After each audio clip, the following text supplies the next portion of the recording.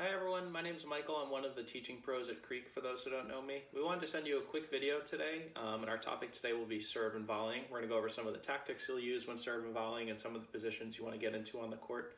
I do hope you'll excuse the production value. I'm doing this in my basement with some items I found around the house, but I do hope it's valuable to you as well. So thanks very much for your time, and off we go.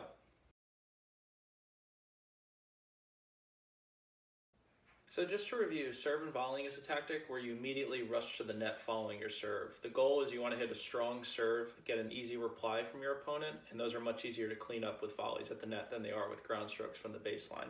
And for our purposes here, we're going to imagine that the server is on the deuce court, serving from here, serving to the deuce box on the far side. And what I've done here is just divide this deuce box, service box, into three different positions. There's the out wide serve, there's the body serve, and there's the tee serve. And we're going to go over different angles and different positions you need to be in at the net if you hit each of these three serves.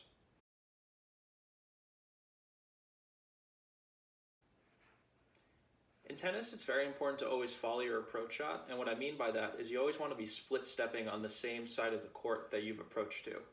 So as an example, if you hit an approach shot to your opponent's deuce court, you would want to be split stepping right at around this X, so you're on the same side as the ball. But in terms of serve and volley, you want to follow a similar positioning, and the first thing we'll look at today is the out wide serve.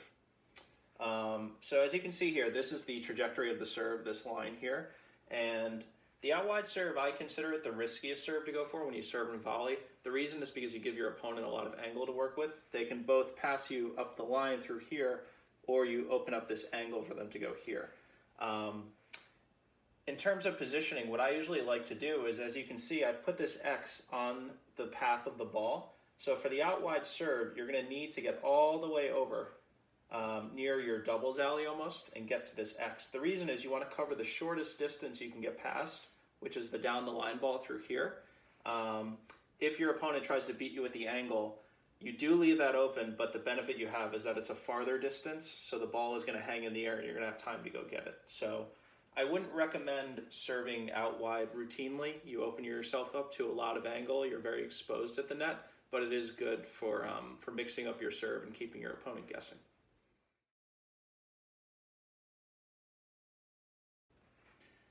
The next type of serve I'd like to look at for serve and volleying with is one of my favorites. It's the body serve. So the goal here is you actually want to serve right at your opponent and jam them so that you're hoping to get short and easy replies off of jamming them.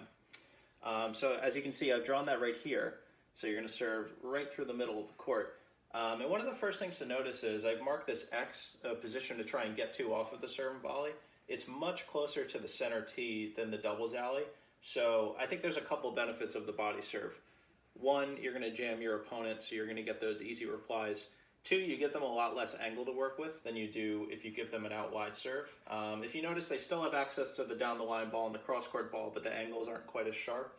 And three, if you notice too, you don't have to get nearly as far over as you did before. So for those reasons, I really recommend the body serve when you do serve and volley. I would say that I use that, and most players use that predominantly when they do serve and volley. So the last kind of serve and volleying I'd like to go over is when you serve up the tee. So I visualize that here. There's a serve going to the tee on the far deuce side. Like the body serve, I like to use this one a lot. The reason, very similar, is that you give your opponent little to no angle to work with. It's very hard to take a tee serve and pass someone up the line, likewise for this short angle right here. So you're really closing down the angle that they have to work with.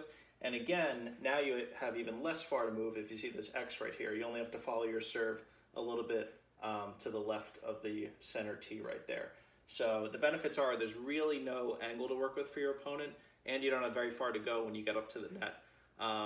So why not use this every time, you might ask? I find that the tee serve is often harder to hit, so your first serve percentage will probably be a little lower with the tee serve.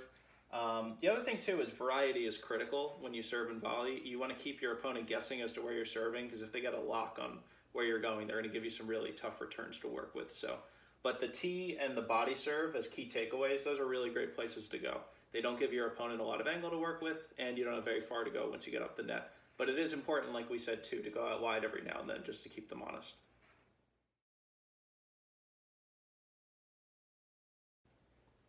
Thank you everyone so much for your time, and hopefully we'll be back soon with more videos. If there's anything you'd like us to discuss, please let us know, and I hope everyone is well. Thanks again.